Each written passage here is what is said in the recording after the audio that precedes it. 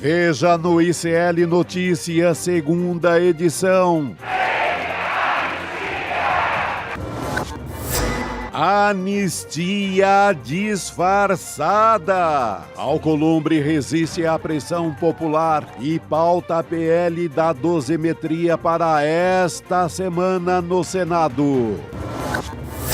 É o fim do É o Amor? Zezé de Camargo fica ofendido com presença de Lula em evento do SBT e faz ataque machista a filhas de Silvio Santos. Mas eu acho que vocês estão, desculpem, prostituindo.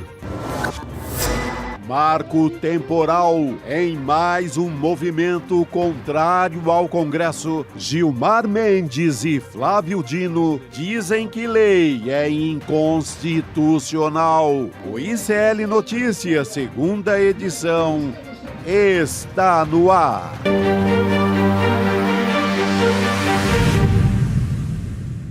Olá, boa tarde, seja muito bem-vindo, seja muito bem-vinda. ICL Notícias segunda edição está começando aqui nos nossos canais do Instituto Conhecimento Liberta, nessa segunda-feira braba, dia 15 de dezembro de 2025, e já estamos a postos aqui em São Paulo, ao meu lado, já com meu parceiro Chico Sá de volta, meu querido. Boa tarde. Ô, Gabi, bem-vinda. Que bom estar de volta aqui contigo. Bom demais voltar com você.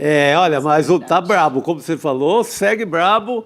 Bom, eu sou do tempo em que chegava perto do Natal só ali pensando na ceia, pensando quem é do peru, do peru. Aquela história do quem fez. Quem é do bacalhau, mas só, era tempo para isso. Que nada, notícia na área. Nada, essa semana a gente continua falando sobre o PL da dosimetria. A gente aqui no ICL continua, eu tô chegando nesse bonde agora. Parece que eu tô vivendo o dia da marmota, viu, Chico? Voltando de férias e ainda assim falando de anistia. Quando você saiu, a anistia tinha ido pro buraco. Não estava em nenhum índice de notícia sério desse país. Voltou, além de anistia, ainda tem a tal da dosimetria. Que, a meu ver, deveria ser apenas um bom nome para um bar. Boteco Dosimetria. Excelente, e nada mais. É a única dosimetria que nos interessa. Só essa dosimetria vale. Essa dosimetria muito nos interessa. Vamos para Brasília para entender como é que está essa história, porque quarta-feira a gente tem esse projeto na pauta do Senado. Davi Alcolumbre, o presidente, pautou para CCJ dessa semana, a discussão na quarta-feira. Manuela Borges já está a postos neste N2 para falar a respeito disso. Olha, não é a vontade do governo, né, Manu? Boa tarde para você, mas, aliás, esse projeto, da forma como está, completamente claro que não é a vontade do governo e nem da sociedade também. Muito boa tarde, Gabi, Chico Sá, de jeito nenhum. Nem do governo e nem de muitos senadores, do próprio relator, senador Esperidião Amin, que já disse que o texto, como saiu aqui da Câmara dos Deputados, não dá para aprovar lá no Senado. Isso porque o texto já chegou no Senado com uma série de vícios formais. Ele estende aí todas as regalias concedidas aos golpistas para outros criminosos, como, por exemplo, quem comete corrupção, quem submete alguém à exploração sexual. Eu ouvi um jurista dizendo que, inclusive, hoje, assaltar é um crime mais grave do que tentar derrubar a democracia, por exemplo. Aproveitando, Chico, que a Manu falou do Esperidião, e também a gente tem até o próprio senador Eduardo Girão falando da história, a gente tem alguns posicionamentos aqui, na verdade, né, Manu, que a gente pode trazer, o Alessandro Vieira também. Vamos trazer alguns desses, porque esse texto, como a gente está falando aqui, precisa passar pela CCJ, né? A Comissão de Constituição e Justiça, mas no fim das contas, parece que é meio que para dizer que passou, né, Chico, pelo Senado, tem algumas movimentações, mas a maneira como estava indo, parecia que ia ficar na mesma história, né? Ia só dar um verniz ali de... parecia que ia dar ali um tapinha e tal e seguiria da forma como está. Do jeito que a gente tem o Otto Alencar né, senador baiano, fincando o pé ali, dizendo que não passa da forma que está. Gente, o projeto é uma desgraça, né? Ele é confuso, ele pode liberar geral das cadeias do Brasil. Ele é endereçado para salvar o Bolsonaro.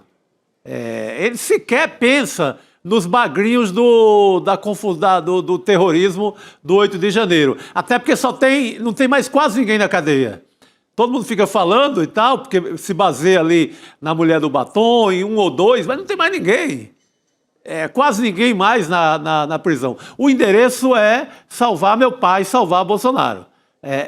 A história é essa. Mas, gente, a gente vai ficar pleno fim de ano pensando num projeto que ele é desastroso sob qualquer ponto de vista. Aliás, o objetivo e o Congresso foi criado para fazer leis, é o Poder Legislativo. Mas o que ele mexeu esse ano, não saiu nada que preste. Vamos ver como é que vai ficar essa história depois que a gente teve essa manifestação, né? Porque muitas vezes vamos dizer, a voz da sociedade, a voz das ruas impacta realmente. Pode ser que tenha alguma mudança, né, Chico? Depois de ouvirem o que a sociedade tem a dizer sobre isso. E é uma pressão, é o que a gente espera realmente, que se pressione o Congresso para que não avance nada nesse sentido. Agora, tem ainda senadores falando, até defendendo abertamente a anistia. Por exemplo, o senador Eduardo Girão, ele foi questionado sobre o PL da dosimetria e perguntado sobre esse projeto da forma como ele está vindo da Câmara, e ele defendeu a anistia. Vamos assistir esse trecho, a gente vai falar de outros senadores também na sequência. Vamos lá. Anistia passaria, né? Que é isso que nós vamos lutar no limite das nossas forças. A dosimetria é algo que não repara a injustiça, né? Ela resolve um problema pontual, né, nesse momento, mas não pacifica, não reconcilia o país. Bom, esse está fechadíssimo com a família Bolsonaro. E está defendendo a impunidade, né? Impunidade para qualquer crime no país. Porque se você quer perdoar golpe de Estado, vai perdoar tudo.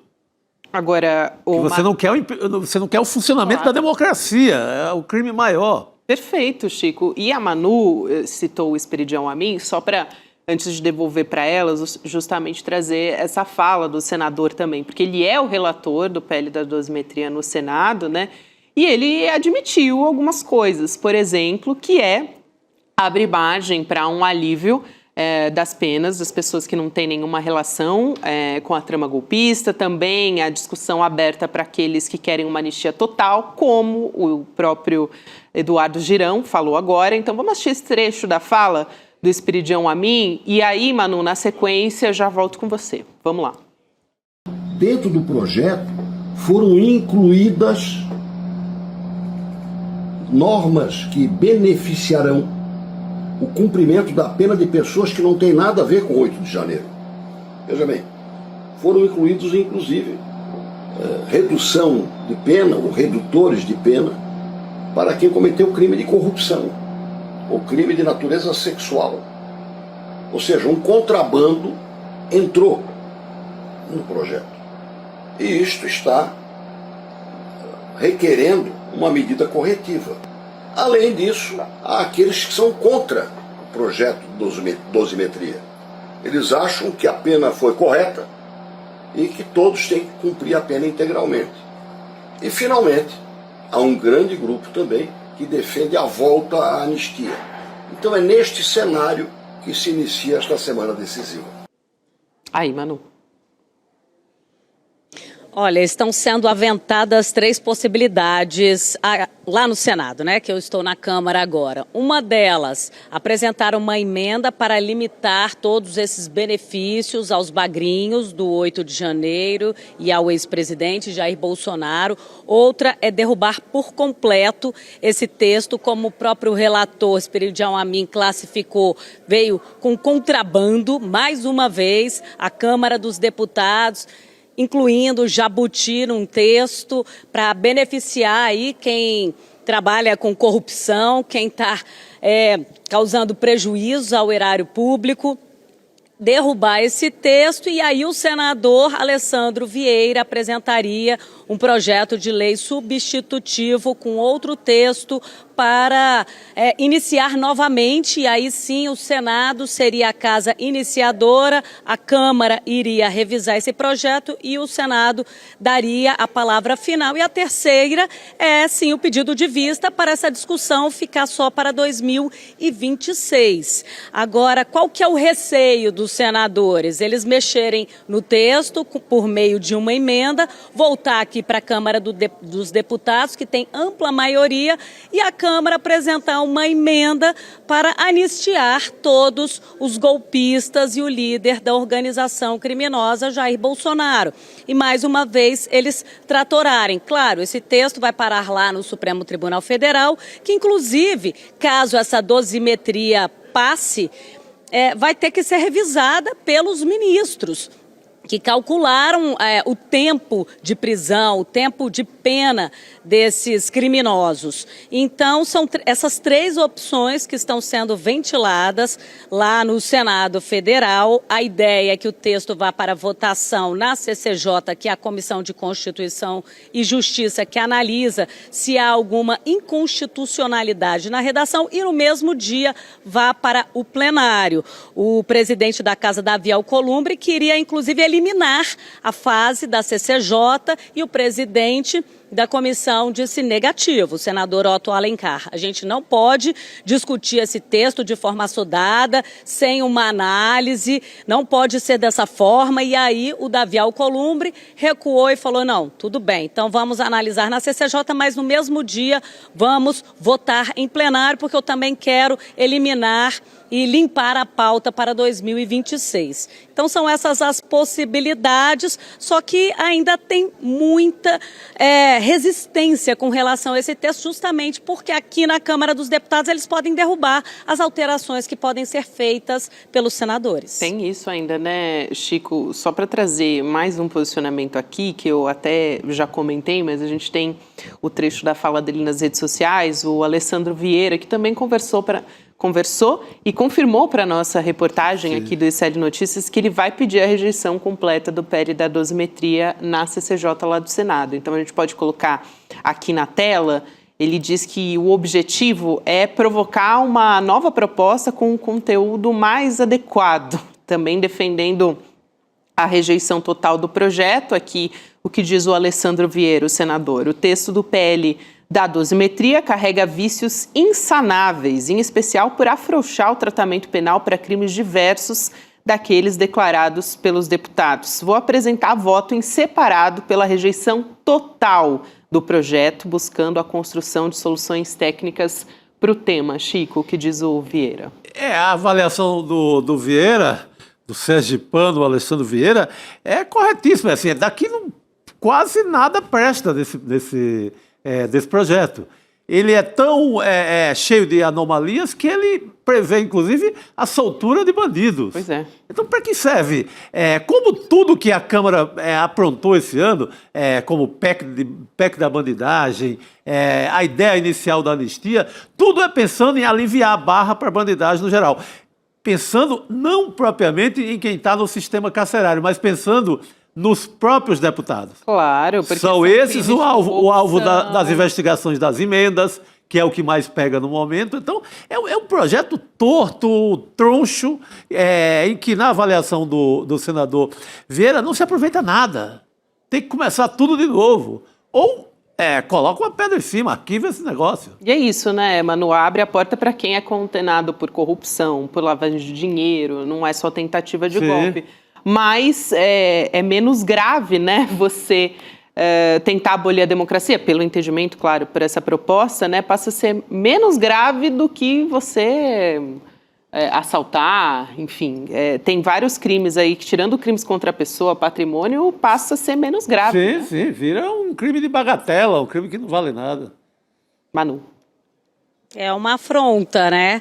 Inclusive, esse texto vai contra o próprio projeto de lei antifacção que foi relatado lá no Senado pelo senador Alessandro Vieira. Então, eles Não batem. Inclusive, uma norma pode suspender a outra, porque o PL antifacção, ele reduz a progressão de pena para 70%, 75%, até 85% em alguns crimes.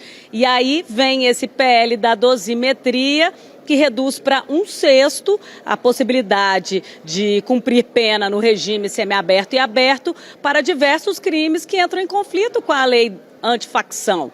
Então, é uma bizarrice que a gente vê aqui dentro, mais uma bizarrice que a gente vê aqui dentro desse Congresso Nacional. E tudo, gente, é o que a gente viu. Não deu tempo de ler o texto. Isso. Paulinho da Força, nem ele sabia que iriam votar o texto. Eu conversei com ele no dia, ele falou, Manuela, até eu fui pego de surpresa. Então não tinha o texto para os juristas, os assessores legislativos estudarem, entenderem até que ponto iria interferir em outras leis já existentes. E aí eles votaram de madrugada, no desespero. E lá no Senado eles estavam querendo fazer a mesma coisa. Veio as manifestações. Vamos ver se vai ter algum impacto. Hoje eu conversei com o senador Laércio Oliveira, do PP, e ele me falou que as manifestações de ontem não devem mudar o placar, não devem mudar o placar. Eu falei, mas não muda o voto de ninguém, senador? Dele, não deve mudar nada, na verdade, porque cada um tem seu direito de manifestar, mas a gente está aqui dentro fazendo as leis e a opinião pública não vai afetar a tramitação de projetos que já estão em curso. Isso foi o que ele me respondeu. Isso é o que a gente vai ver ao longo dessa semana. Próximo ano tem eleição, vamos ver. Não, O grito de guerra ontem nas ruas era muito Congresso inimigo do povo. Por quê? Um Congresso que passou o ano inteiro pensando em salvar Bolsonaro da cadeia, pensando em salvar golpista. Que proposta para a economia, melhorar a economia popular, melhorar a vida do povo, melhorar a alimentação, melhorar a vida. O que a Câmara pensou esse ano? Pensou em salvar a pele de Bolsonaro, pensou na devastação, só coisas que nos levam a fazer parte desse coro, né? Congresso inimigo do povo. Uma casa que deveria fazer boas leis, né, Manu? Tá aí pensando o samba de uma nota só. Salvar Bolsonaro e nada mais. E o que a gente vê é o presidente do Senado indignado com a hashtag Congresso Inimigo do Povo, inclusive mandando a Polícia Legislativa investigar os perfis que estão publicando essa hashtag. E o que eu apurei nos bastidores? Que Davi Alcolumbre estaria achando que essa hashtag foi criada pelo Palácio do Planalto, pelo Sidônio, pela equipe de comunicação do governo Lula para desacreditar e desmoralizar o Congresso Nacional. Por isso que ele estaria também tão indignado. Não diz respeito só à indicação de Messias para o cargo na Suprema Corte, mas teria essas outras nuances que dizem respeito também às emendas parlamentares. Não só ao não pagamento das emendas, ainda tem mais de 11 bilhões de reais a serem pagos em emendas parlamentares, mas os congressistas, de uma forma geral, e não só Davi Alcolumbre, têm uma ideia de que Planalto e Supremo Tribunal Federal estão atuando junto para questionar as emendas parlamentares, para mandar investigar os deputados e senadores, para desacreditá-los e também para até impedir e bloquear o pagamento dessas emendas. Então seria uma retaliação. Sim. O Manu e Chico também, hoje de manhã, eu conversando com o Luiz Costa Pinto, ele falou algo que eu achei muito bom sobre essas manifestações, porque ele chamou isso de ato preparatório também para o ano de 2026, né? Chamando para a eleição não só para olhar para o executivo, né? Para melhorar a qualidade do executivo, para preservar a democracia, tomando como símbolo o executivo, mas também melhorar a qualidade do nosso Congresso Nacional, justamente para isso. Eu achei muito bom. Então, eu acho que isso não está dado, como disse o senador ali na entrevista para a Manuela Borges, não. Acho que eles podem, sim, ainda levar em consideração a eleição, né, dos deputados e senadores também. A eleição decide muita coisa. Lula certeiro nessa opinião, nesse comentário. Eu acho que uma grande história dos atos de ontem dos últimos atos, no geral, é que eles colocam uma pauta muito forte. Vamos pensar em quem votar para a Câmara e para o Senado. Independentemente da causa imediata, da dosimetria, da anistia, deixa esse recado para as ruas. Olha, é muito importante a escolha de um deputado. Seu deputado está com o bolso cheio de emendas PIX, seu deputado levou alguma coisa para a sua região, seu deputado é democrático ou votou a favor dos golpistas. Então, a história de Ontem nas Ruas ele deixa muito evidente. Você pega lá o Gilberto Gil em Copacabana, no palco lá carioca da manifestação, falando explicitamente na importância do voto para o parlamento. Então, eu acho que os atos de ontem trouxeram essa grande lição. E vai ficar como a grande pauta do próximo ano. Tudo bem, temos que eleger o presidente, óbvio que é importantíssimo, mas se descuidar do teu deputado, do teu senador, vai acontecer o que está acontecendo. Isso. Vai acontecer de ter um Beto Louco, que é apontado como bandido do PCC, pagando o show do rei Roberto Carlos em Macapá para a turma do Davi Alcolumbre. Isso, então, decisão na calada da noite, da madrugada, no Congresso. Sabe, então é importantíssimo. É isso. Manu, para a gente fechar essa página. Só reforçando o que vocês estão dizendo, que existem pesquisas que mostram que 7 em cada 10 brasileiros não lembram em quem votaram para o parlamento. Então, isso é muito importante. As pessoas, às vezes, desprezam o voto para deputado, senador, não entendem muito o que eles fazem, a importância deles. Então, é para se repensar. Ontem eu estava na manifestação aqui em Brasília, e o que a gente ouvia lá de cima do carro de som era justamente isso.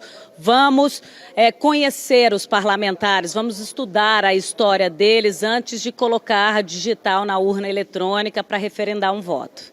Muito bom, Manu. Manu, aqui também, a gente estava falando do golpe, né? Eu quero trazer aqui informação sobre o Jair Bolsonaro, sobre a defesa.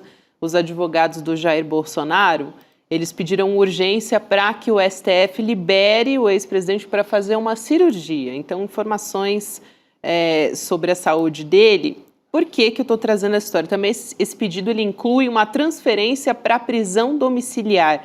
Hoje é dia de Cacai, mais tarde a gente pode falar sobre isso com ele. Também a respeito da história do PL antifacção, uma informação que a Manu trouxe agora, que é super importante, sobre esse conflito no PL da dosimetria.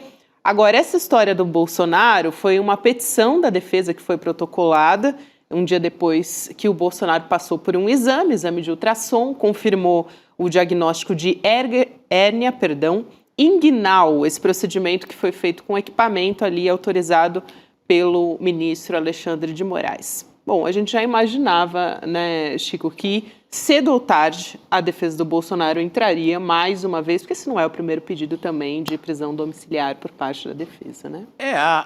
Desde o primeiro momento, os advogados estavam mirando essa história, que pode representar um final de ano no hospital e não na cadeia. Mas vai ter essa contraprova aí de médicos do STF, né, Manu? Para não deixar assim qualquer diagnóstico, porque o diagnóstico de médico muito ligado ao Bolsonaro. Não quer dizer que eles estejam mentindo ali nas suas receitas e diagnósticos, mas é bom que se faça uma contraprova, porque do lado do bolsonarismo a gente está acostumado a ver o tanto que é de lorota, de fake news, de armação no geral, né? Com certeza. Inclusive, essa cirurgia para retirar uma hérnia é muito simples. Eu conheço várias pessoas que já passaram por esse procedimento. Eu vi ali o pedido médico que disse que o tempo de recuperação internado seria de 5 a 7 dias. Semana passada, uma super amiga minha passou por uma cirurgia para tirar um pedaço do intestino por causa de um câncer.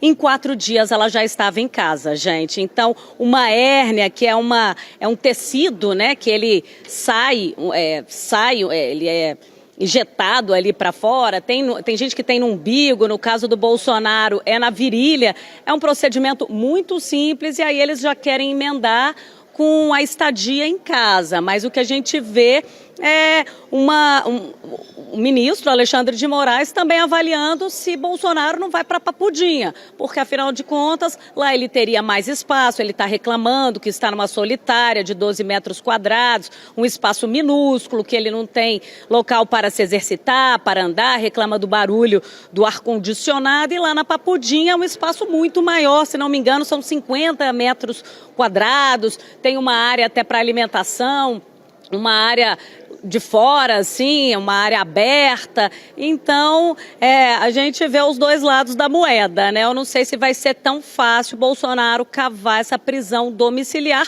uma vez que ele já esteve em prisão domiciliar e tentou fugir, né? Que tentou violar a tornozeleira eletrônica. A gente sabe que a intenção era escapar dessa prisão domiciliar, então todo cuidado é pouco. Aliás, uma prisão domiciliar que era praticamente dada como certa, que o próprio Bolsonaro, ao tentar violar a tornozeleira eletrônica, acabou se boicotando. Ele destruiu a ideia de domiciliar, né? Quando ele vai com aquela solda maluca dele na canela e destrói a tornozeleira. Agora, é muito irônico, né, que o cara, o político, o velhaco, que passou a vida inteira defendendo a tortura, defendendo o coronel Brilhante Ustra, que foi o maior torturador que esse país já teve, agora esteja reclamando da tortura de um ar-condicionado na cadeia, né? Na prisão. A grande queixa é o ar-condicionado que faz muito barulho. Aliás, só queria acrescentar uma pergunta rapidamente aqui para a Manu, se poderia acontecer, eventualmente, Manu, de ele ir para Papudinha ainda nesse ano. Está dizendo aí da cirurgia, mas depois pode voltar para uma Papudinha, eventualmente? Olha, tudo é possível, né? Eu não tenho essa informação, essa apuração. O fato é que o filho Flávio tem reclamado do espaço muito limitado para o pai, como se o pai tivesse num shopping. Não tem espaço para caminhar. Ele está preso em regime fechado, então ele está muito melhor do que muita gente, porque afinal de contas ele tem televisão, ele tem ar-condicionado, ele tem frigobar, ele tem um banheiro só dele. Agora, na Papudinha, o espaço é 3 ou 4 vezes maior, então poderia ser até mais confortável. Agora, se ele for realmente autorizado a realizar essa operação ainda nesse ano, que eu também acho um pouco difícil, porque o Natal está aí, ainda, né, tem uma equipe reduzida. A gente sabe que hospital também, apesar de trabalhar full time, tem um revezamento, tem escala de plantão, Natal, Réveillon.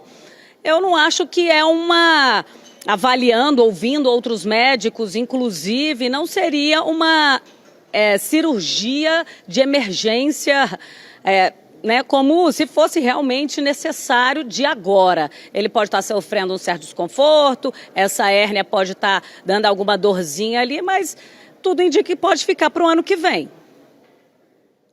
Como ele mesmo dizia, poderia ter pensado melhor na hora de cometer o crime, né? É isso. Essa frase foi dita pelo Bolsonaro lá atrás.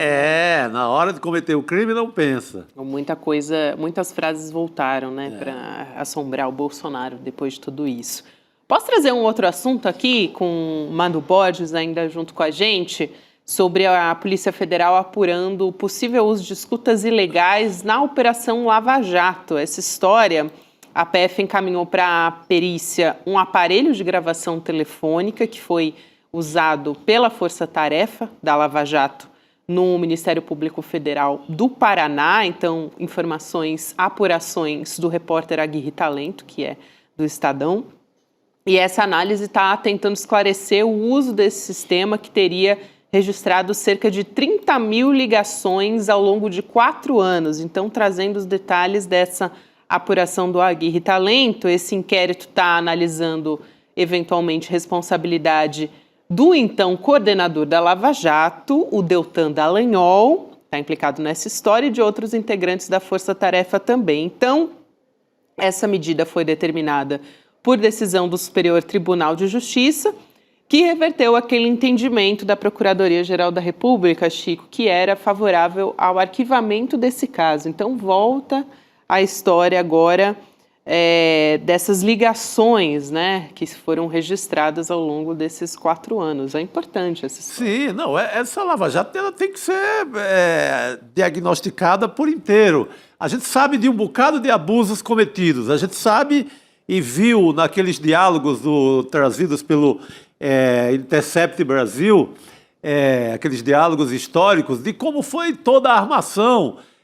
O promotor já fazia a denúncia combinada com o juiz Moro, havia um acerto total, foi uma esculhambação, a maior fraude do sistema jurídico que a gente já viu no país. Mas tem uns detalhes que são muito curiosos e que não vieram à tona ainda, como a folclórica festa da cueca, Verdade.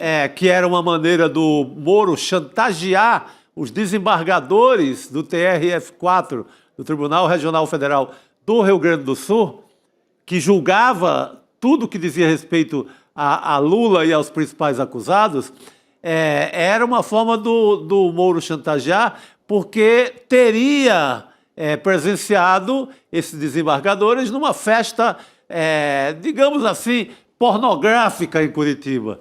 Então, tem uma riqueza de detalhes que ainda falta vir à tona. O Tony Garcia, ex-deputado, empresário... Que já entrevistamos algumas vezes. Que já entrevistamos aqui no ICL, viu, Manu? Ele sempre conta que ele foi usado ali como um homem-bomba do Moro para ser plantado em reuniões, para gravar, produzir diálogos com quem o Moro não tinha intimidade nem era convocado a depor. Então, é uma patifaria que, em nome da história recente do país, a gente precisa saber. Manu. Mais uma prova de que esse processo foi corrompido, de que esse processo precisa ser investigado, né? E o Superior Tribunal de Justiça reverteu, como vocês falaram, uma decisão do Ministério Público Federal de arquivar esse processo. E agora o STJ quer saber quem operou esses arquivos, essas conversas, essas mais de 30 mil gravações foram apagadas, foram parar em alguma nuvem, foram copiadas, quem que foi ouvido de forma ilegal, procuradores, ministros, políticos. Então isso é muito grave e agora sim vai ser investigado. O MPF, inclusive, só cedeu esses equipamentos para a Polícia Federal porque houve aí a PF falou, olha, se vocês não entregarem o equipamento, a gente vai entrar com mandado de busca e apreensão. E aí o Ministério Público Federal falou, não, então tá bom, aqui ó, os equipamentos. Então é mais uma etapa um tanto quanto escura aí dos processos judiciais do país, né? É isso, e que muito tem bom. Na mira o Deltan Dallagnol mais uma vez. Manu, muito obrigada por hoje, querida. Bom ter você aqui junto com a gente. Até a próxima, valeu. Obrigada a vocês. Estou aqui cobrindo a Elô, que está numa missão super especial, Opa. que muito em breve os ICLers terão acesso. Opa! Beijão, Bom ótimo demais. programa. Valeu, Manu. Beijo. Sei que a Manu já trouxe até um spoiler pra gente. Manu que viralizou o vídeo aí no mundo inteiro. Não foi só no Brasil, não, né? Não, a gente Aquele teve... da prisão do Bolsonaro, da cobrança 4 anos depois. Porque ela disse lá no passado, né, o senhor vai responder criminalmente por falar dessa maneira comigo. E ele ironizou, né? E depois ela respondeu. Essa é a estrela Manu. Manuela Borges. Do aqui com a ICL, gente. claro. Isso aí. Ô, Chico, falando, a gente estava discutindo várias questões aqui importantes ainda nessa semana sobre a nossa política. Quero lembrar da nossa nova turma que está sendo lançada, aliás, já foi, né, ontem, Sim. o curso Repensando o Brasil, curso de pós-graduação do ICL, em parceria com a FESP de São Paulo, que traz, assim, política, história, ciências sociais, e a gente tem professores novos nessa turma. Você está sabendo quais são os professores novos? Olha, é um que eu conheço bastante, sempre nos visita aqui, com bons livros, com boas reflexões. O Castro Rocha é um deles. É verdade. Confere. O professor Castro Rocha está com a gente. Tem também o Daniel Munduruku. Ah, rapaz, esse é outro nomão, hein? Nome, assim, de peso, Joyce Bert também, Luiz Felipe de Alencastro, além também da professora Marilena Chauí, que já estava junto com a gente, o Muniz Sodré, o Renato Janine Ribeiro. Excelente a nossa primeira turma de pós-graduação. A gente teve a oportunidade de conhecer os primeiros alunos, né, da nossa pós-graduação lá no Despertar, que deram um feedback, né, conversaram com a gente sobre... São 5 mil alunos nessa pós-inicial, né? Então, foi assim uma troca muito importante. Ontem a gente apresentou as novidades desse curso agora, né, dessa nova turma que está chegando aí. E você também tem condições exclusivas, então quero te chamar para vocês aproveitarem todo esse material didático, esses livros autografados. A gente tem 3 livros autografados nesse valor especial de lançamento, que é por tempo limitado. Então, você vai lá em icln2.com.br e garante a sua vaga.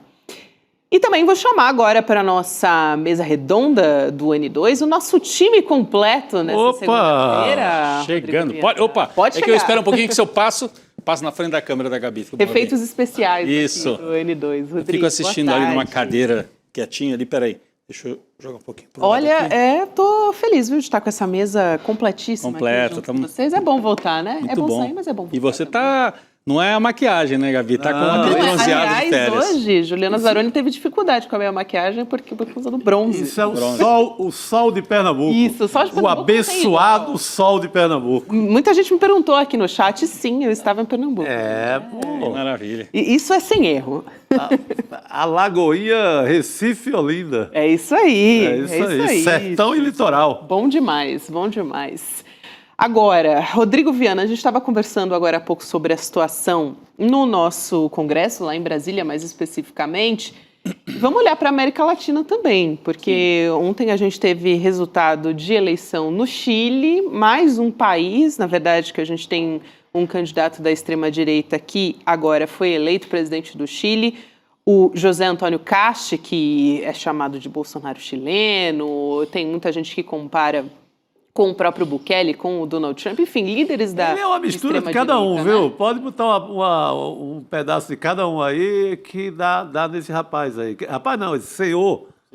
Ele tem uma, assim, para além desse perfil de direita, Gabi, tem vários pontos aqui. Primeiro, o personagem em si, o Cast, né? A família dele é uma família de nazistas. E aqui a gente não está exagerando, né? Parece um nazista. O pai dele é imigrante alemão, era integrante do partido nazista, lutou na Segunda Guerra, na tropa de Hitler. Isso. E imigrou para o Chile. Fugiu, né? Fugiu depois da Segunda Guerra. Então, ele traz de família essa herança. Aí você pode dizer, bom, mas ninguém tem culpa de ser filho de um nazista. Mas aí ele escolheu. Ele escolheu seguir um caminho bem parecido. E por que a gente diz isso? Porque ele é fã declarado do Augusto Pinochet. Vamos colocar aqui na tela? Você tem? Desculpa, Gabi. Não, pode continuar. Tá. Só para pedir para o pessoal colocar na tela. Uma arte, tem um resuminho. Um resumo da vida dele. Desse perfil do Cast. Desse perfil. Tá ali, ó. É que eu tô sem o monitor aqui, tá apagado. Mas ele é fã de Augusto Pinochet. Ele, como eu disse, tem esse perfil de herdeiro do nazismo. Ele, quando era jovem, quando o Pinochet sai do poder, houve um plebiscito no Chile para decidir se o Pinochet merecia ficar mais 5 anos ou não. E ele, no plebiscito, defendeu a permanência do Pinochet. Então não é que também, não estamos também fazendo nenhum exagero, ele é inspirado. Não, ele é um defensor da ditadura do Pinochet. Ele tem um perfil diferente do Bolsonaro porque ele não é militar, né? Mas ele é uma figura mais assim empresarial, mais parecido talvez com o Milei, Estado mínimo, e defensor da extrema-direita. E o discurso dele, para evitar polêmica e para não perder muito voto, ele não entrou tanto nessa história de Pinochet e tal, mas fez uma defesa muito forte de anti-imigração, porque o Chile é um país que tem bastante imigrante, né? É um país que tem bastante imigrante. Então, ele está dizendo que vai expulsar os imigrantes do Chile, e então isso tudo é preocupante. E eu diria que também é preocupante não só pelo personagem em si, mas porque é mais um país que tende para a direita, como você falou, Gabi. Bolívia. Bolívia tinha um governo de esquerda, centro-esquerda, briga interna, a direita ganha. Agora, o Chile tinha um governo de centro-esquerda, Gabriel Boric foi eleito, depois daquelas manifestações de rua no Chile, prometeu mudar tudo e tal, não entregou. e aí vem a extrema-direita e ocupa o poder. Na Argentina, então você tem Argentina, Bolívia, Chile e Equador, na América do Sul, todos indo para a direita. O Peru já estava na direita e permanece. Então, é um mapa da América do Sul que agora está dividido ao meio. Você tem Brasil, Colômbia, né, Venezuela, com governos mais à esquerda, Uruguai também, que elegeu um presidente de... Um pouquinho mais, tem o México também. Tem o México, né? aí sim.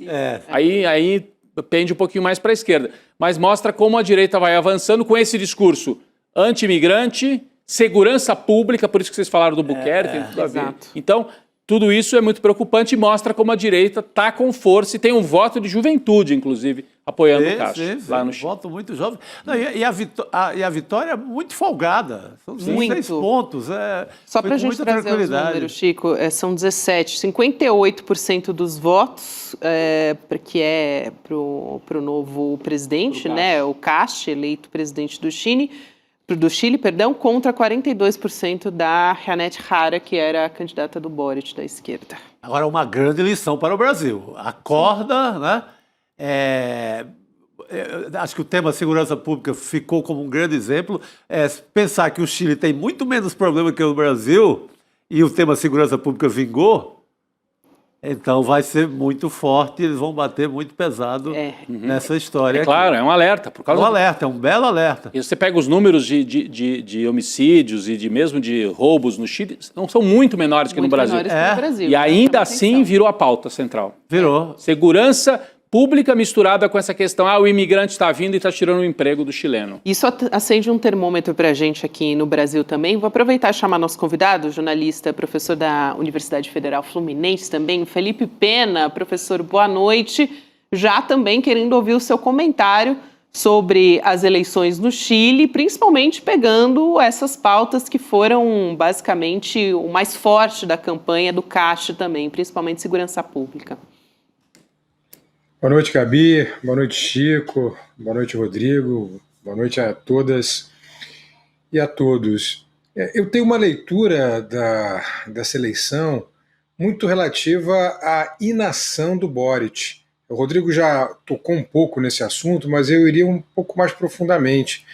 Às vezes, alguém da esquerda ganha, como ganhou o Boric, e tenta fazer um governo de moderação, como às vezes tem que ser feito, por exemplo, no Brasil, o Lula venceu com um grande pacto democrático, com pessoas da centro-direita, né, com gente de direita apoiando o Lula, e faz um governo que tem as características moderadas. Mas o Boric, um candidato de esquerda, jovem, com uma pauta à esquerda, deixou de enfrentar os problemas na pauta da própria esquerda. Eu acho que foi mais um problema de inação do que de ação. O Boric não conseguiu montar a Constituinte, vocês lembram? Perdeu aquela Assembleia Constituinte, é uma grande oportunidade de reformar o país, porque não enfrentou, não discutiu os problemas na raiz. Eu acho, Gabi, que faltou muito povo na rua, faltou participação popular, desculpa, caiu o celular aqui, faltou trazer a população chilena para o debate e fazer o enfrentamento. Coisa que às vezes aqui no Brasil, muitas vezes a gente tem medo de fazer e tocar em temas sensíveis. O Rodrigo e o Chico falaram da segurança pública, por exemplo. A gente tem que tocar nesses temas, tem que enfrentá-los e com força, né? Tem que enfrentar nas ruas, com participação popular, como a esquerda costuma fazer. Eu acho que isso faltou ao Boric e é um alerta para o Brasil, vocês têm toda a razão sobre isso. E eu queria concordar assim, com o Felipe Pena e dizer o seguinte, uma coisa é o candidato assumir a moderação antes da eleição. Aí você não gera tanta insatisfação depois. Então, o Lula, mesmo em 2002, fez a carta aos brasileiros antes da eleição. Muita gente depois reclama, o Lula foi muito para o centro, mas ele avisou antes, né? Ninguém votou no Lula achando que seria um governo revolucionário. Dessa vez, mais ainda, em 22, botou o Alckmin de vice. Então, estava sinalizado antes, o contrato entre o eleitor e o eleito fica mais bem informado. Agora, o Boric foi eleito na onda daquelas manifestações que prometiam a refundação, inclusive, da esquerda na América Latina. Ele prometeu demais. Eu desconfiava um pouco daquele discurso, quando você sai prometendo, aí a nova esquerda. Gente, tem nova esquerda? Inclusive, em contraponto ao Lula e ao Petro, ele dava umas cutucadas no Lula. Dava. sempre deu umas cutucadas no Lula como uma esquerda velha. Isso, muito moderada. Olha, eu prefiro uma esquerda moderada que diz o que se apresenta assim, né, claramente, do que alguém que promete o céu e não entrega nem o purgatório. Agora entregou o inferno para os chilenos. Frente ampla, no caso, que foi cobrado para isso. Exatamente. Não estou dizendo que a culpa da derrota seja do Boric, senão também estamos... Não é isso, é que a sociedade chilena, por uma série de motivos, está escolhendo um candidato preocupantemente de extrema-direita. Mas é importante a gente fazer essa leitura também. A direita ganha e a esquerda perdeu. Um certo tipo de esquerda perdeu essa eleição. Isso, não sei se o professor quer comentar, porque eu queria trazer uma pauta completamente diferente. Pode ir lá, professor, para a gente fechar essa... Não, eu concordo com o Rodrigo. Boric foi eleito, como disse o Rodrigo, na esteira de manifestações e depois ignorou as próprias manifestações que o elegeram. Veja, né, como é que ele foi incoerente, né? Tem toda uma incoerência nisso. O raciocínio, o diagnóstico está perfeito, está correto. E aí a gente está falando de pactos, né? Um conceito que na literatura não é muito eficiente, um pacto de leitura. O Rodrigo tocou muito bem. Se há um pacto na candidatura de ser um governo mais moderado, como foi o Lula, será moderado. Mas se há um pacto de virar a nova esquerda, também tenho minhas dúvidas sobre isso, viu, Chico?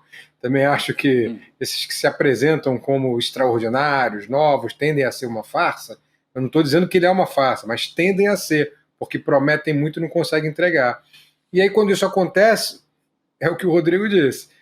Vamos ao inferno. Prometeu o céu, nem passou pelo purgatório. O inferno chegou e na figura de um nazista. É isso. Não poderia ser pior, né? É isso, aí o que a gente vê é uma derrota cachapante. Sim, né? sim. Preocupante. Agora, quero trazer um assunto aqui que está sendo muito falado no nosso chat, muita gente trazendo comentários sobre isso, viu, professor, que é aquele vídeo do cantor sertanejo, o Zezé de Camargo. Ele publicou um vídeo nas redes sociais pedindo a retirada de um programa dele do ar, um especial de fim de ano, do SBT, depois da presença do presidente Lula, do ministro Alexandre de Moraes, enfim, de outros políticos também, de um evento de lançamento lá do SBT News. Então a gente colocou a chamada aqui na tela, mas vamos trazer aqui um trecho desse vídeo para a gente voltar a conversar sobre esse assunto. Vamos lá.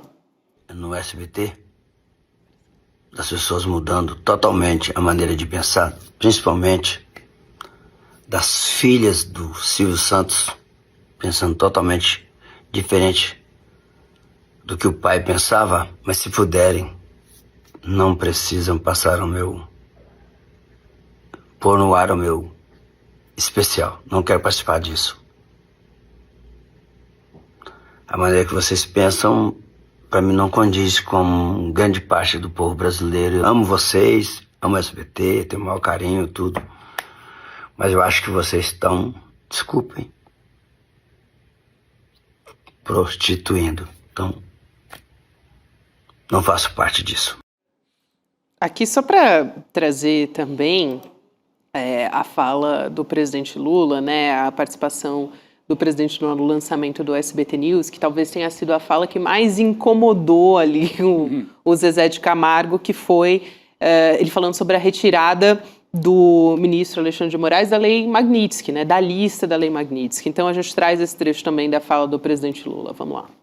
E o Trump deu de presente para ele o reconhecimento de que não era justo um presidente de um outro país punir um ministro da Suprema Corte brasileira porque estava cumprindo com a Constituição brasileira. E na conversa que eu tive com o Trump a semana passada, Alexandre, ele perguntou, é bom para você? Eu falei, não é bom para mim, é bom para o Brasil e é bom para a democracia brasileira. Aqui você não está tratando de amigo para amigo, você está tratando de nação para nação. E a Suprema Corte, para nós, é uma coisa muito importante, Trump. Foi essa fala aí, a principal, né, do presidente Lula, que deixou...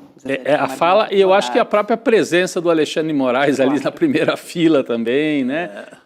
Acho que tudo isso foi um combo que acho que irritou bastante o Zezé de Camargo. Mas queria ouvir o professor Felipe Pena sobre isso. Talvez ele não conheça a história do Silvio Santos, né? E eu chamaria a atenção também para a palavra que ele usou, né? Prostituindo, as filhas estão prostituindo. Ele usaria essa palavra falando pro Silvio Santos isso? Jamais. Quem até questionou isso, Rodrigo, a gente depois traz com detalhes, foi a Janja, né? Foi Ela a falou primeira-dama. disso. Ela justamente chamou atenção para o uso dessa palavra, mas vou passar para o professor, depois a gente traz outros detalhes também. Olha, Gabi, o Zezé de Camargo, ele é a encarnação musical do atraso brasileiro. O Zezé de Camargo é a encarnação musical do que há de pior no país. Ele é uma espécie de Nicolas do sertanejo. Quando o Zezé de Camargo se manifesta a favor de um assunto, todos nós já sabemos que devemos ser contra. É aquele maniqueísmo do bem, aquele maniqueísmo que a gente sabe que deve ser seguido. Todas essas opções são equivocadas, inclusive as palavras que ele usa. Quando ele usa o termo prostituir, você lembra muito bem, a Janja chamou a atenção disso, realmente ele não usaria se estivesse se referindo ao Silvio Santos. Eu acho que o SBT promoveu dois grandes acontecimentos recentes. O primeiro foi o reconhecimento do valor do governo Lula pela família Abravanel.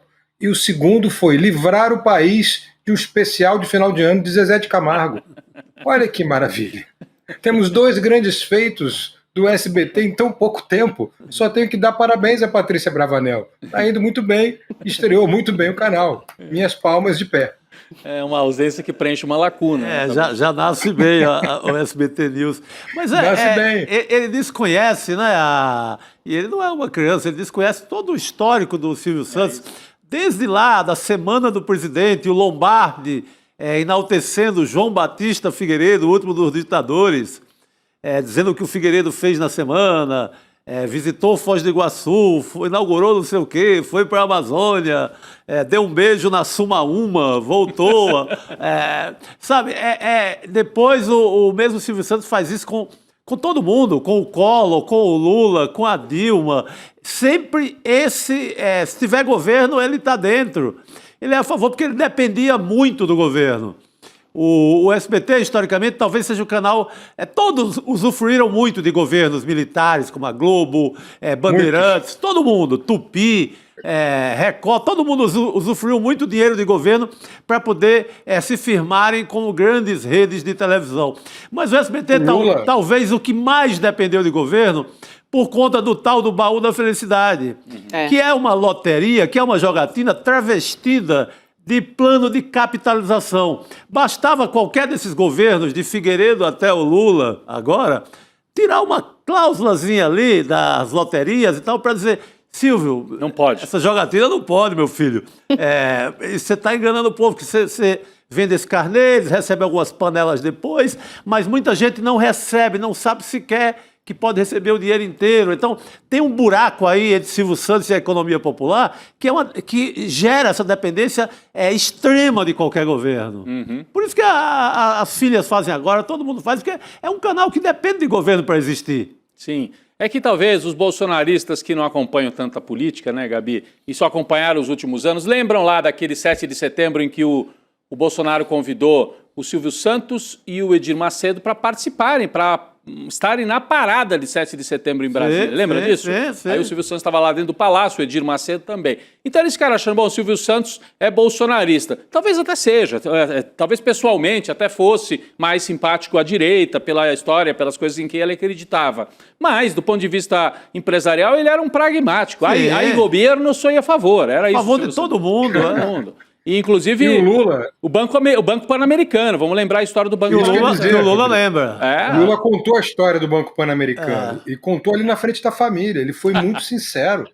Ele contou na frente da família, dizendo, olha, ele veio aqui achando que ia ser preso por causa do problema do Banco Pan-Americano, mostrando toda a dependência que ele tinha em relação a esses esquemas. E aí eu quero mencionar, se vocês me permitem, eu escrevi a biografia do Adolfo Bloch. Isso já tem mais de 10 anos. Que legal. E tem uma história do Adolfo, que o Adolfo vai fazer o que o Silvio Santos fez, ele vai fazer no governo Collor.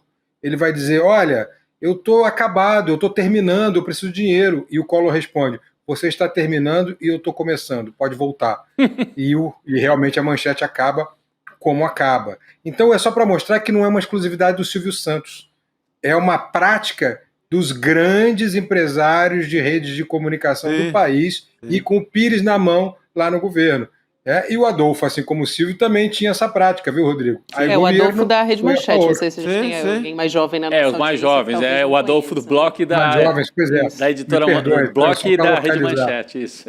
Excelente, é importante demais trazer aqui, que interessante, Felipe, você compartilhar com a gente também. Eu só queria trazer aqui até a postura do próprio SBT, porque eles se posicionaram institucionalmente. Foram obrigados, né, Gabi, a soltar uma nota, né? Exatamente, soltaram uma nota. Tem uma carta aberta que foi divulgada pela presidente do SBT, que é a Daniela Bravanel Beirute, né? A Daniela Beirute, filhas, né? Uma das filhas do Silvio Santos.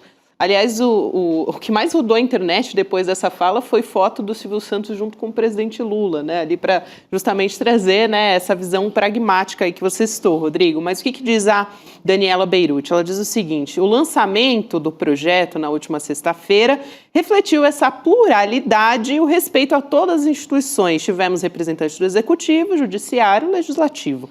Ditas todas essas coisas, lamento a forma como temos sido mal interpretadas. Antes de as pessoas verem o nosso trabalho, decidiram julgá-lo. Então, institucionalmente, a Daniela Abravanel se posicionando. E já que a gente citou a Janja, eu também queria juntar aqui também a fala da primeira-dama, respondendo o sertanejo, né, o cantor nas redes. Ela disse o seguinte para o Zezé de Camargo, abre aspas, falar que as filhas de Silvio estão, abre aspas, prostituindo, porque ele não falou diretamente, né, se prostituindo, ele usou ali a palavra prostituindo de uma maneira até para não se quase que envergonhado, colocar nessa situação, né, Rodrigo, mas usou. Então ela diz, falar que as filhas de Silvio estão, entre aspas, prostituindo ao convidar e dar voz ao presidente, demais autoridades no evento, reflete todo o machismo e a misoginia presentes no pensamento e nas ações de homens que continuam desrespeitando a presença de mulheres em espaços de poder, alimentando discursos de ódio contra nós. Então, ela foi justamente no sério ali. É importante a resposta, Chico, e só para dizer que não faz sentido a crítica, além de tudo, do Zezé de Camargo, porque as filhas do Silvio Santos não convidaram só o Lula. Isso. Convidaram o Lula como presidente, convidaram o governador de São Paulo e o prefeito de São Paulo, porque o SBT, todo mundo sabe, é uma TV mais paulista, né? Todo mundo. Todas as cores ideológicas ou políticas, estava todo mundo lá, foram bem democráticas. Foram, e o Lula não estava lá por petismo, obviamente que não, porque ele é o presidente do Brasil, o Alckmin estava, então...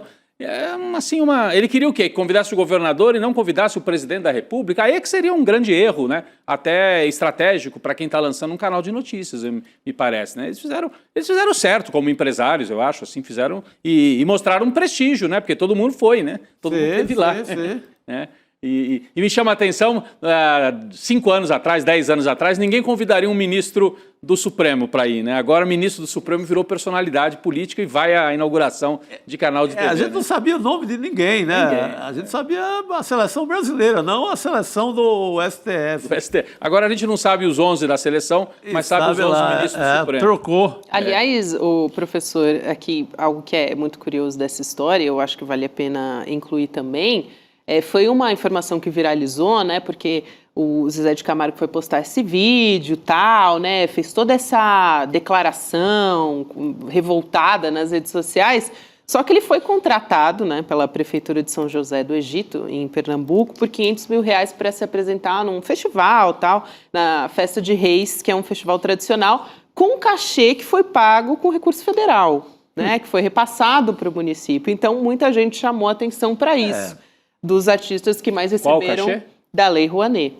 O Zezé acho que foi 500 mil, né? Exato, a gente coloca aqui na tela, na verdade. Com esse dinheiro aí, eu contratava 100 dos melhores cantadores de viola. São José do Egito é a terra da poesia. Assim, os melhores poetas do Brasil, assim, do gênero popular, sertanejo, estão lá. Só é contra a contratação dessa. Contrata um infeliz desse que não sabe nem o que está falando. Você ia trazer os números, né, Gabi? Que a gente tem aqui na tela, para o professor também poder acompanhar aqui junto com a gente. É um levantamento do deputado federal Dimas Gadelha, para trazer o crédito exato aqui, certinho para ele.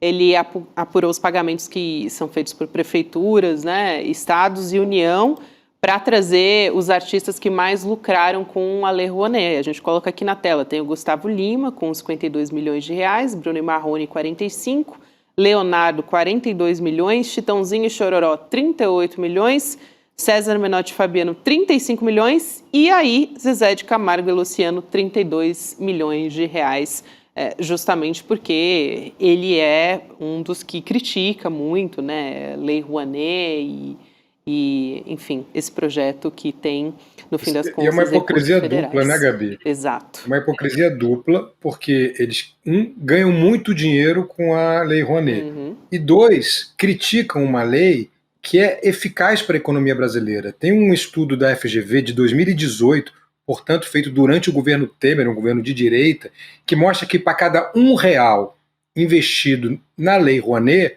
volta para a economia 1,6, que é todo o giro econômico. Porque quando você investe, por exemplo, num filme, não é só o filme, é o pipoqueiro da esquina, é o maquinista, é o cinegrafista, é toda a economia local, é onde você vai fazer o setting. Então, tudo isso mexe com a economia. Cada R$1 volta a 1,6. Eles sabem disso, esse estudo é publicado, mas mesmo assim fazem essa crítica, porque associam a maioria dos artistas, que realmente são mais à esquerda, a mamata da Lei Rouanet, aquilo que eles chamam de mamata da Lei Rouanet, quando na verdade os grandes cachês, como a gente viu aí na tela que você mostrou, Gabi, são deles, esses sertanejos, universitários, que acho que já evoluiu para isso, que é um nome terrível, que apoiam a direita, que são cantores que estão sempre na extrema direita. Mas é muito bom a gente esclarecer a informação da Lei Rouanet antes também de deixar que eles façam essa demonização de algo que é tão bom para a economia brasileira. Excelente, Felipe, muito importante. Agora, uma outra treta que eu queria trazer aqui é uma que tem um dos personagens, aí, um dos parlamentares da extrema-direita também. A gente trouxe agora há pouco essa fala do presidente Lula sobre a Lei Magnitsky, o Alexandre de Moraes, né? Foi uma decisão do governo dos Estados Unidos, que diz respeito a Brasília e Washington, né? Mas tem uma treta aí na direita que surgiu a partir dessa história também. O deputado federal Nicolas Ferreira, ele rebateu uma nota pública do Eduardo Bolsonaro, em que ele diz, né, que a sociedade brasileira e a falta de coesão interna contribuíram para a decisão do governo Donald Trump. Então, só para a gente entender aqui, a gente tem o trecho nas redes sociais do Nicolas Ferreira, que ele diz: atribuir ao povo brasileiro ou aos parlamentares a responsabilidade por uma decisão geopolítica tomada pelos Estados Unidos não é só um erro de análise, é uma fraude intelectual. Olha só, né, o Nicolas Ferreira.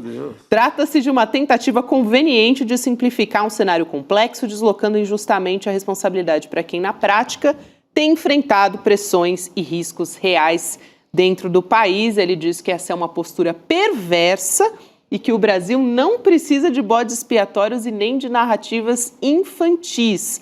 E que sabe que ainda entrou mais um nessa história? Entrou o Alan dos Santos, né? Isso, o Alan dos Santos entrou nessa história também. Ele tinha feito um post antes dizendo que o Trump não ia tirar as sanções da Lei Magnitsky. No fim das contas, enfim, né?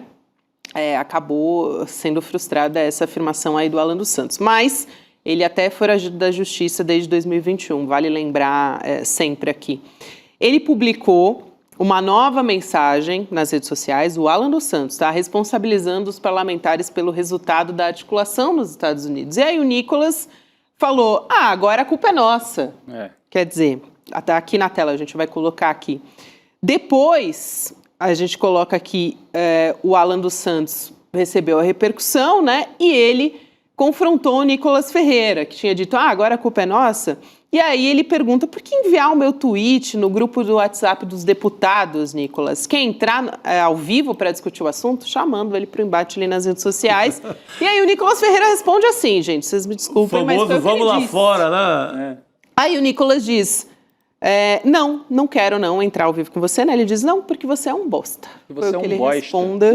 Você é um bosta, tinha que ser assim. Um clima gostoso, né? Um clima bom de Público. fim de ano. Clima de fim de ano bom. Clima né? gostoso, Natalino, Clima natalino, eu dou a maior força para que eles se acertem e a gente acompanhe esse debate todo. Então, Eduardo Bolsonaro botou a culpa, disse que não faltou coragem para alguns personagens, o Nicolas ficou ofendido, atacou o Eduardo, o Alan tomou as dores do Eduardo e levou você um bosta pela frente. Até porque o Alan que tinha dito, não tem a menor chance, aí logo depois foi desmentido. Então tá bonito de ver, hein, Felipe? Clima gostoso. Quando o Nicolas fala em fraude intelectual, ele está se referindo ao espelho. Esse é o mesmo Nicolas que outro dia dizia que faltava testosterona aos congressistas. Vejam, o Nicolas está falando que falta testosterona. Não é só uma fala também machista e misógina, é uma fala também de fraude, fala sobre si próprio. Agora, vejam, o Alan dos Santos, ele está vendo a água chegar no pescoço, gente. O Donald Trump já tem carteira de Partido Comunista aqui para os bolsonaristas. O Donald Trump se junta à TV Globo como o mais novo comunista brasileiro. E o Alan dos Santos, percebendo esse movimento, já está sabendo que pode ser extraditado. Não duvidem muito que isso venha acontecer nas próximas semanas e próximos meses. Elas estão desesperadas, Chico. Isso vai acontecer, vai voar pena para tudo quanto é lado, sem nenhum trocadilho com o meu nome. Mas vai voar muito, porque essas pessoas estão desesperadas, vão brigar muito entre eles. Nicolas, Alan dos Santos, Constantino, o Paulo Figueiredo, que, lembrem, o Paulo Figueiredo é o grande artífice disso tudo. A gente sempre pensa no Eduardo Bolsonaro como o cara que foi para os Estados Unidos fazer essa palhaçada, mas ele só foi porque quem tem os contatos é o neto do último ditador brasileiro, é o neto do Figueiredo, o Paulo Figueiredo. Foi Paulo Figueiredo, meus caros, que em novembro e dezembro de 22 pediu guerra civil ao vivo na Jovem Pan. Ele não falou para enfrentar, para dar golpe, ele foi além, ele pediu guerra civil. Como é fácil, né, Chico? Pedir uma guerra civil do conforto da sua casa em Miami, nos Estados Unidos. Mas ele fez isso. Moleza, né? Então, essa gente ela não tem escrúpulo nenhum. Paulo Figueiredo, Constantino, eles vão brigar entre eles porque estão sentindo que a água vai subir no pescoço e que o Trump, mais novo comunista, né, para os bolsonaristas, não irá salvá-los. Ele vai apresentar a sua carteirinha vermelha, vai sair no bloco de carnaval e vai levar esses bolsonaristas à prisão. Vai extraditar alguns deles, alguns com condenação.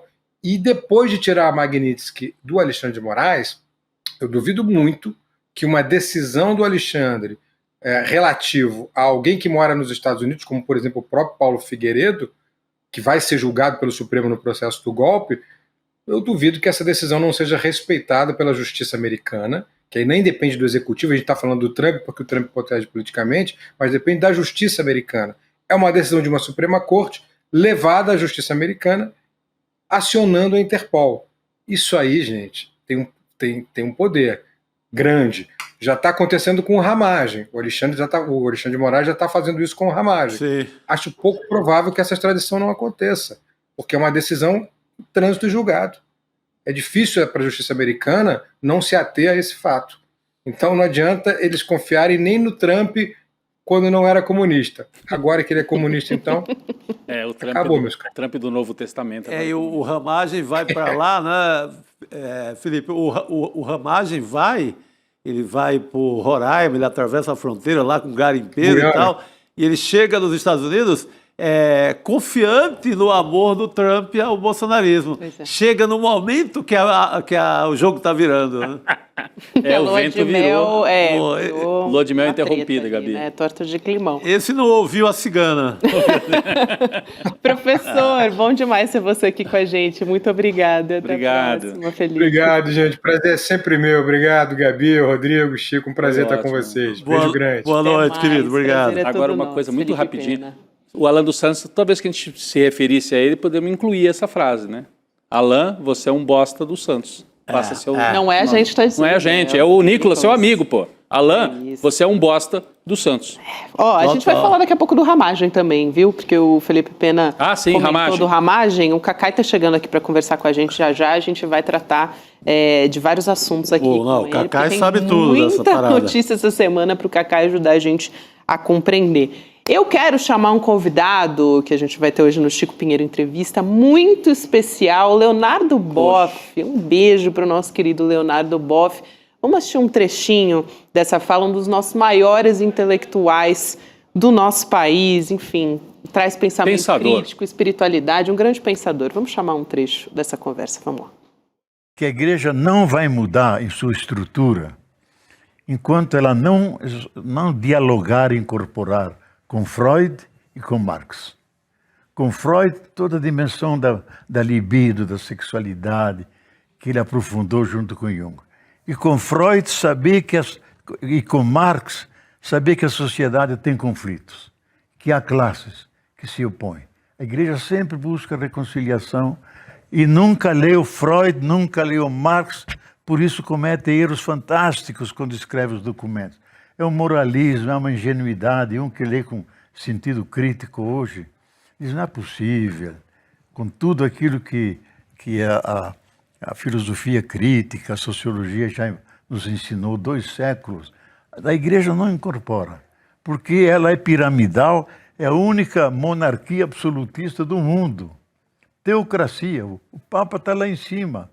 O cano 331 diz, ele tem o poder absoluto, total, imediato, sobre cada um, sobre todos os fiéis.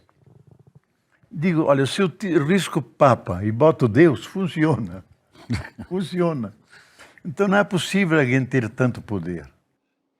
Excelente aqui esse Cara, trecho. bela e nova reflexão. Sim. Essa questão do... O Marx até que ali bateu uma da bolinha libertação. com os padres na teologia da libertação. Mas o Freud... Essa é a novidade. pra mim. eu acho que aí também ele dá uma humanizada na igreja muito interessante. É, muito legal. Porque aí eu não sou Deus, eu sou pecador, tenho desejos. Ele vai para um canto ali que a igreja não costuma refletir, e nem gosta, né? É. Muito boa essa reflexão. Leonardo Boff com a gente a partir das 7 horas nessa conversa do Chico Pinheiro Entrevista, logo depois aqui do N2. É só você continuar junto com a gente.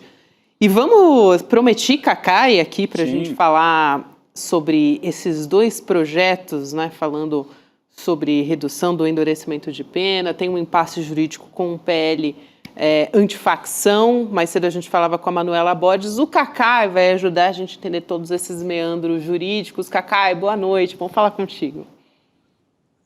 Olá, Gabi, olá, Chico, Rodrigo, alegria estar aqui de novo. Se eu fazer só uma observação, eu estava escutando vocês falar com o Felipe, acabou de me chegar uma informação agora, que é claro que tem que ser checada. Opa!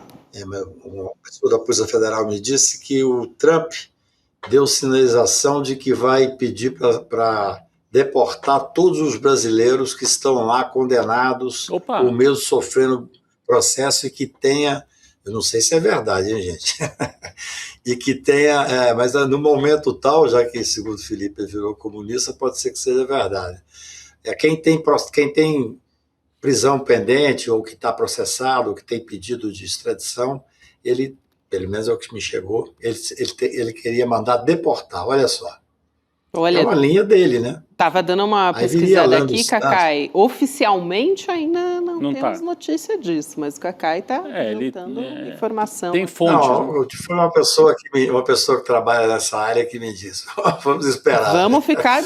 Sua fonte é boa, Cacai. De olhos bem abertos para essa história também. Aliás, assunto que a gente vai discutir aqui com você também, essa questão da cassação dos mandatos, que envolve a Carla Zambelli e outros bolsonaristas aí também, Cacai. Mas uma questão que está trazendo um impasse jurídico é PL da dosimetria e o PL antifacção, apresentando contradições ali que podem gerar questionamentos jurídicos, né, conflitos jurídicos, se de fato passar no Congresso o texto como está em relação ao PL da dosimetria. Principalmente, aqui você vai poder falar muito melhor do que eu, né, mas principalmente o que chama a atenção é a progressão de pena para crime hediondo, que resultaram em morte. E o PL antifacção, ele aumentou o tempo de pena para que pudesse haver progressão. Então, o PL da dosimetria, ele mantém o mesmo percentual da legislação atual. Enfim, há contradições ali. A Manuela Borges também falou sobre isso, né? Uma proposta que foi colocada agora que vai em contradição com o PL antifacção. São 2 questões interessantíssimas. Primeiro, no tocante à cassação da Zambelli, eu entendo que ela não pode renunciar. Ela foi cassada, e essa renúncia é uma forma de burlar uma decisão do Supremo. Nós temos várias decisões nesse sentido. Inclusive, vocês vão lembrar que o Deltan mesmo, para não ser cassado, ele Verdade. queria dar um tombo lá e driblar o Conselho Nacional do Ministério Público. O Supremo Tribunal tem entendido que depois de recebida a denúncia, não é depois de processado, não, condenado, não, depois de recebida a denúncia, não se deve aceitar a renúncia. Então, a Câmara não pode aceitar a renúncia. E aí tem uma consequência que é grave, que até consultei, eu não sou especialista em direito eleitoral, não sou especialista em nada, mas eu gosto de processo penal e tal, mas eu consultei um especialista em direito eleitoral, porque eu imaginei o seguinte, pelo que eu já li, se ela for cassada, como evidentemente ela tem que ser, porque ela perdeu o mandato por decisão transitada em julgada do Supremo, você tem que eliminar os votos dela. Com isso, 4 ou 5 deputados de extrema-direita saem. Olha a diferença que tem um resultado desse. Se ela renunciar, não. Se ela renunciar, assume o suplente. Já até assumiu. Então vamos ficar de olho nisso, gente, porque é uma coisa importante. No tocante ao PL, Gabi, eu tenho uma visão um pouco diferente de quase todo mundo da esquerda nesse ponto. Eu acho que, primeiro, essa questão, evidentemente, de você mudar e dificultar a progressão de regime é um atraso absoluto. Eu acho que é melhor do jeito que está, mantendo a antiga progressão de regime mais liberal. Nesse projeto antifacção, você coloca um endurecimento de uma série de questões. Uhum. Eu, como advogado criminal, eu tenho que ser coerente com a minha vida inteira. Quem dizia que não podia ter progressão de regime, que tinha que cumprir a pena inteira, era Bolsonaro, são os extrema-direita. Nós temos que olhar isso com muito cuidado. Um PL que vem... Primeiro que eu vou dizer para vocês o seguinte, a discussão ela é inoportuna, mas o princípio da consunção, que é 2 crimes que pode ser considerado com o mesmo objeto, um deles ser absolvido e pegar a pena maior, eu já defendi isso, gente, no Supremo Tribunal várias vezes. Uhum. Isso não é errado, entendeu? O que é errado foi a oportunidade que fizeram, uma tentativa de dizer que isso seria quase uma anistia. Não tem nada disso. Eu vi, inclusive, a Dorit, que para mim é uma das pessoas que mais escreve bem no Brasil, escreveu um artigo lindo, não sei se foi ontem ou hoje, e fala de que a pena vai baixar de 27 anos do Bolsonaro para 36 meses. Não, eu até... assim, respeitosamente expliquei para ela, não é isso. O que vai mudar, se mudar essa questão especificamente do princípio da construção e ficar um crime só, vai passar para 20 e poucos anos. E se isso virar uma regra geral, só que é muito raro, porque ninguém é processado por isso. Só esses fascistas, só esses golpistas. Mas tem que entender que não é verdade o que parte da empresa está dizendo, que a pena vai cair para 2 anos, Gabi. O que vai diminuir um pouco, o tempo de regime fechado, em vez de ser 4 anos, ser 3 anos e 6 meses. É um mundo velho de tempo, entendeu? Então, essa discussão ela só serve nesse momento para talvez bloquear, bater o pé na porta dessa questão que estava sendo posta com apoio de boa parte da esquerda, com apoio de boa parte dos advogados, para dizer, não, vamos então aumentar o tempo de progressão de pena. Opa, não quero aumentar o tempo de progressão de pena. Sob esse aspecto é muito bom quando a direita é processada, porque aí ela vem pegar ideias nossas que nós sempre defendemos em tempos de tranquilidade, porque o maior problema, Chico e Rodrigo, são esses PLs, essas leis que vêm em cima de um caso específico. Por exemplo, para mim, se for verdade, não sei se é, mas eu vi na imprensa, inclusive o primeiro que deu isso foi o ICL, que houve a conversa sobre a aprovação desse PL com 3 ministros supremos. Isso eu acho que realmente não deveria ter acontecido. O ministro supremo não cabe, ele faz um julgamento, ele julga de acordo com a prova dos autos, ele impõe uma pena, depois ele não pode conversar com o Supremo, com o Congresso Nacional, com o Senado ou com quem quer que seja, para discutir forma de haver diminuição de pena. Isso é absolutamente uma anomalia. Mas eu quero deixar claro aqui que esse PL, se ficasse nessa questão específica do princípio da construção, não era tão grave, não era tão grave. O fato de diminuir uma pena de 27 para 22, se favorecer todos os demais que estão processados por 12 anos, 16 anos, 15 anos, que já cumpriram parte da pena, não acho gravidade. O que é interessante é ver que a discussão que se dá, eu li agora há pouco que o senador Alessandro disse que vai rejeitar, quase que em toto, o projeto. esse movimento de ontem nas ruas foi importante também, para mostrar que é uma satisfação. Então, se a discussão se der para poder diminuir aquela parte mais de endurecimento do processo penal que estava no projeto de facção, foi uma coisa que valeu a discussão. Porque não tenho dúvida, você pensa assim, não, isso aqui vai favorecer o Bolsonaro, em vez de 4 anos e 2 meses em prisão fechada, vai ficar 3 anos e 6 meses. Não tem nenhuma relevância isso, gente. Vamos pensar no Brasil, vamos pensar nos 800 mil presos que existem, vamos pensar no benefício que terão pessoas que não têm absolutamente nada a ver com esse fascismo. Nós temos que ser coerentes, eu não estou dizendo vocês não, estou dizendo nós advogados que militamos sobre isso a vida inteira, que batemos que não pode ser endurecimento. Endurecimento não leva a nenhum tipo de avanço na área criminal. Então, eu estou acompanhando com muita curiosidade, porque, por incrível que pareça, um PL que eu sou contra, que evidentemente veio com a intenção de favorecer até, chegam a falar até anistia, não tem nada a ver com anistia, mas é um PL que pode ser que freie abusos que estavam vindo numa outra legislação, que também é importantíssima. Eu queria que vocês refletissem, todos nós estamos ouvindo sobre isso. Muito bom. Importante. Cacai, você estava falando da Carla Zambelli, eu queria trazer também a informação de que outros parlamentares do PL que estão na mira da justiça também estavam se articulando. Foi importante você falar sobre isso, né, sobre essa renúncia para escapar da cassação, né, que não poderia acontecer, porque o Eduardo e o Ramagem também estão ensaiando adotar uma estratégia parecida, renunciar ao mandato para poupar também, para se pouparem, na verdade, né, dessa história. Aqui, só para trazer a informação completa, o presidente da Câmara, Hugo Mota, disse que o processo do Ramagem e do Eduardo poderia ser levado a plenário ainda nessa semana, e o PL também avalia que tem voto suficiente para barrar a cassação do Ramagem, assim como no caso da Zambelli. Só que, apesar disso, né, considera que novamente o Supremo Tribunal Federal invalidaria essa manutenção do mandato.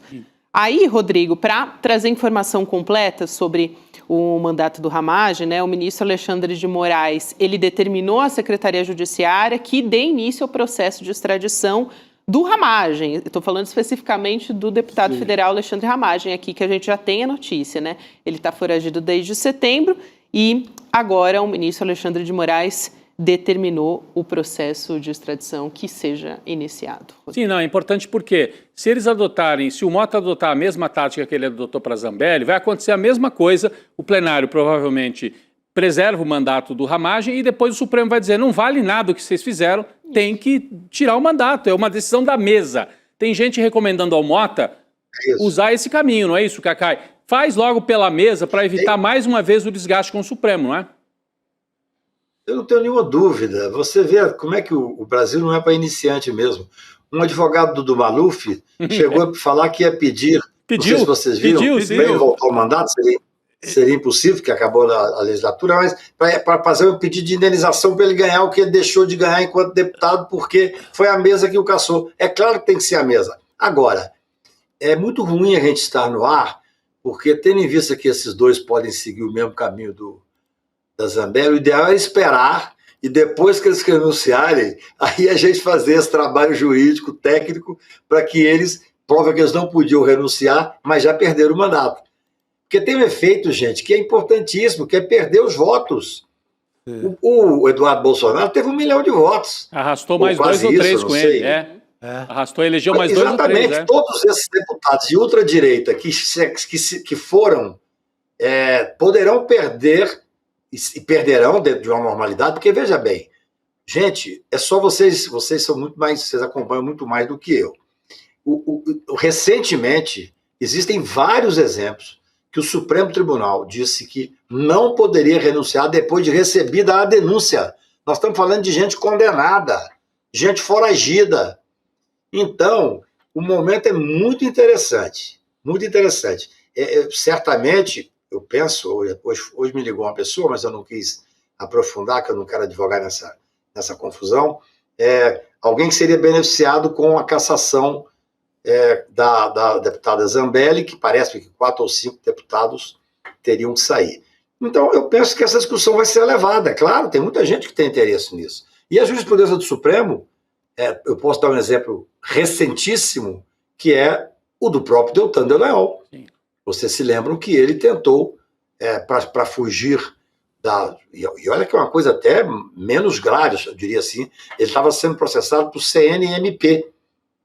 Ele queria deixar de ser procurador para poder não perder o mandato. Isso. Então, o momento é muito interessante. Eu acho que essas pessoas, se for verdade essa informação que eu tive, repito, absolutamente não tenho compromisso com ela, que o Trump estaria agora disposto a incluir brasileiros que estão ou processados, ou condenados, ou com prisão em aberto no regime de deportação, isso resolveria boa parte dos problemas que nós estamos discutindo aqui. Agora, é importante que a Câmara saiba que ela tem que se dar o respeito. É isso. Ela não pode descumprir a decisão judicial, ela tem que se dar o respeito. E quem tem que caçar isso, desde que haja a decisão do Supremo, é a mesa da Câmara. Não tem que fazer um novo rejulgamento da decisão do Supremo no plenário. Isso me parece evidente. Perfeita essa colocação, Cacá. É muito importante ter você aqui junto com a gente, porque, olha, essa semana ainda tem muita água para rolar. Obrigada, querido. Valeu. Saúde, Chico Sá. Obrigado a vocês. Um abraço. Chico Sá. Não, é a semana que a gente... Segundão tá brabo. Que a gente pensou que ia falar de amigo secreto, não do filme, mas de tirar amigo secreto, fazer a árvore de Natal. E estamos falando... Clima natalino, né? Estamos falando ainda de cassação e de extradição de deputado de extrema-direita. E eu estava lembrando que o Lula chegou a pedir ao Trump para a deportação do Ricardo Magro, daquele maior sonegador do Brasil. Esse pacote cabe esse povo todo aí. Podia vir tudo junto. Ramagem, Alan dos Santos, cabe todo mundo. O bonde dos extraditados. Vamos ficar de olho nessa informação aí que o Cacai, né? Nessa fonte que o Cacai... É quente, é Polícia Federal. Vamos ficar de olho. Vamos ficar de olho no que sai a partir daí, oficialmente, nessa conversa que a gente teve aqui com o Cacai. Agora, segundou, né, minha gente? Ainda tem muita coisa para acontecer ao longo dessa semana. Quarta-feira tem a votação lá na CCJ do PL da dosimetria. Enfim, muito assunto ainda para a gente discutir ao longo dessa semana. Mas por hoje, vamos entregar que tá pago hoje, Chico Sá. Hoje está bem pago para ser a segunda. Vamos entregar nas mãos de Chico Pinheiro. Ficar com o Chico e o Leonardo Boff, reflexão natalina já, né? Isso. A gente está precisando também. Começar a dar uma acalmada. Um pecador como eu precisa... Todo dia. É isso aí. Então, nós, os pecadores, vamos acompanhar a partir de agora a conversa de Chico Pinheiro com o Leonardo Boff. Amanhã a gente está de volta, tudo normal aqui no N2. A nossa composição. Como é que é a tua frase? É juízo, mas nem tanto? É de sexta-feira, normalmente. Pequem, mas nem tanto. Também mas nem tanto. Pecador, mas nem tanto. Vamos nessa. Boa noite, pessoal. Até amanhã.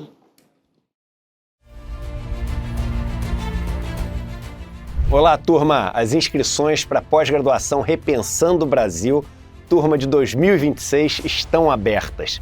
E como a gente sempre faz, a gente separa um número de vagas limitado com uma condição muito especial. Essas vagas estão acabando, já entrou muita gente na pós. Vale lembrar que essa pós aconteceu em 2025 e foi um sucesso estrondoso, 5.000 pessoas inscritas na pós. E assim, o número de elogios e de mensagens que a gente recebeu ao longo de todo o ano é inimaginável. A gente está muito feliz, por isso a gente resolveu lançar essa turma de 2026 e com muitas novidades. O professor João César Castro Rocha, por exemplo, é nosso novo professor.